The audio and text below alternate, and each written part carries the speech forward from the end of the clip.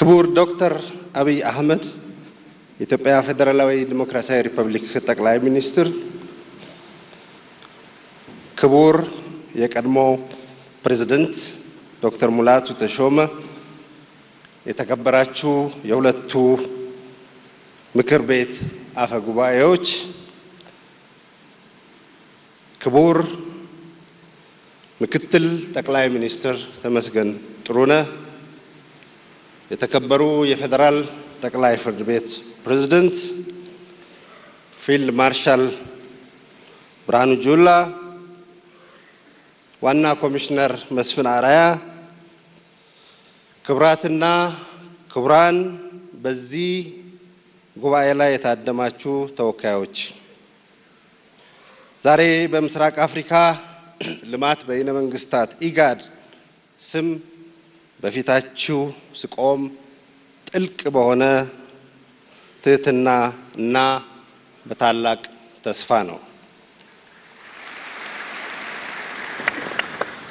እዚህ የተሰበሰብነው አንድን ኩነት ለመታዘብ ብቻ ሳይሆን የዚች ታላቅ ሀገር ረጅምና ኩሩ ታሪክ ውስጥ አዲስ ምዕራፍ በሚከፍት ወሳኝ ታሪክ ወቅት ላይ ለመሳተፍ ነው።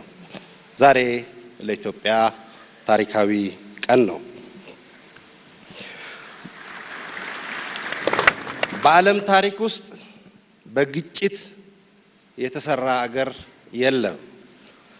በግጭት የተገነባ አገር የለም። በግጭት ያተረፈ አገር የለም። ዛሬ በብዙ መልኩ የተሻሉ የሚባሉ አገሮች ከሁሉ በላይ አገራቸውን ስላስቀደሙ፣ ስለተደማመጡ፣ ስለተነጋገሩ አገራቸውን ወደ ተሻለ ሁኔታ አድርሰውታል።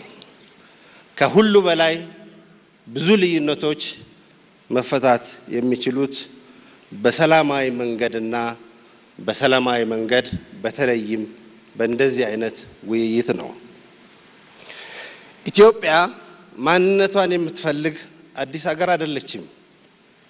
በምድር ላይ ካሉ እጅግ ጥንታዊና ጠንካራ ስልጣኔዎች አንዷ ናት። በታሪካችን በባህላችንና በእምነታችን ውስጥ በጥልቀት ስር የሰደዱ እና እጅግ ውብ የሆኑ የእርቅና የማስታረቅ ስርዓቶች አሉ።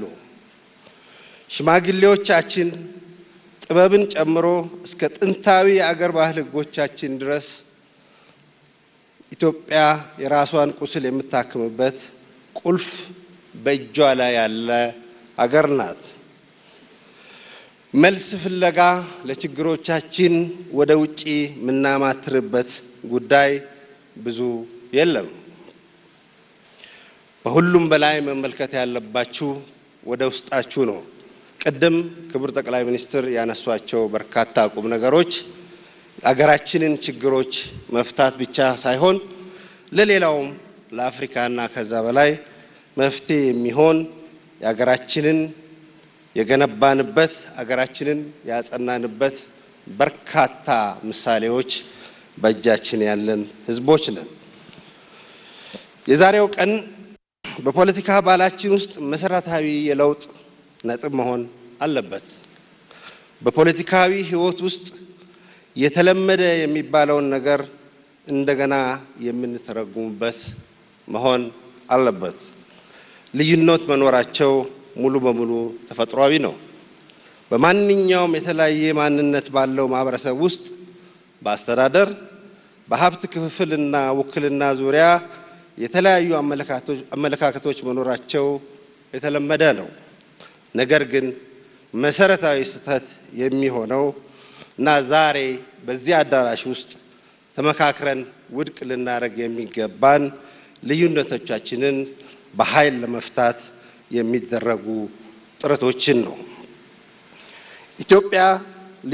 ኢትዮጵያውያን ልዩነቶቻቸውን በብዕር ኃይል በውይይትና በጋራ መከባበር መፍታት እንደሚችሉ ለዓለም አቀፍ ማህበረሰብና ከሁሉም በላይ ደግሞ ለኢትዮጵያ ሕዝብና ለራሳችን የምናስመሰክርበት መድረክ ነው።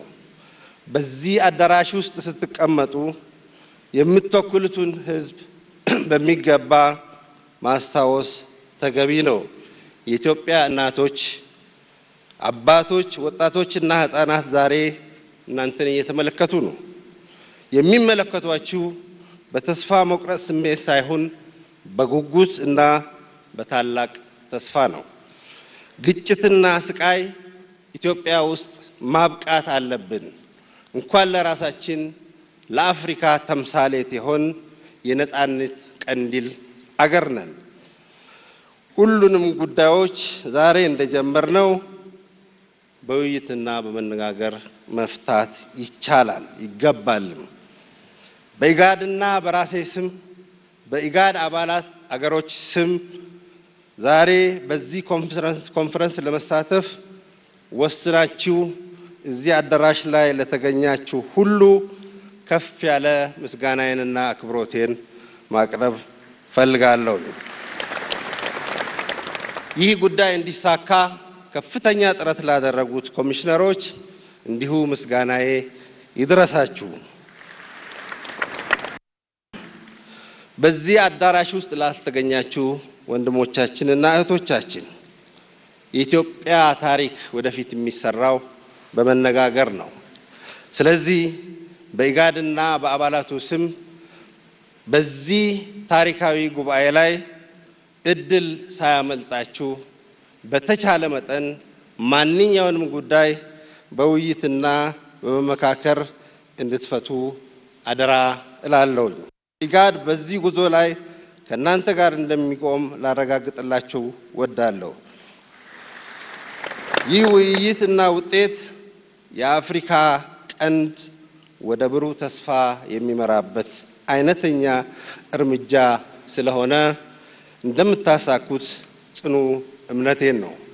በውይይታችሁ ላይ ታላቅ ድፍረት፣ ክፍት አእምሮና ፍጹም ስኬት እመኝላችኋለሁ። በጣም አመሰግናለሁ።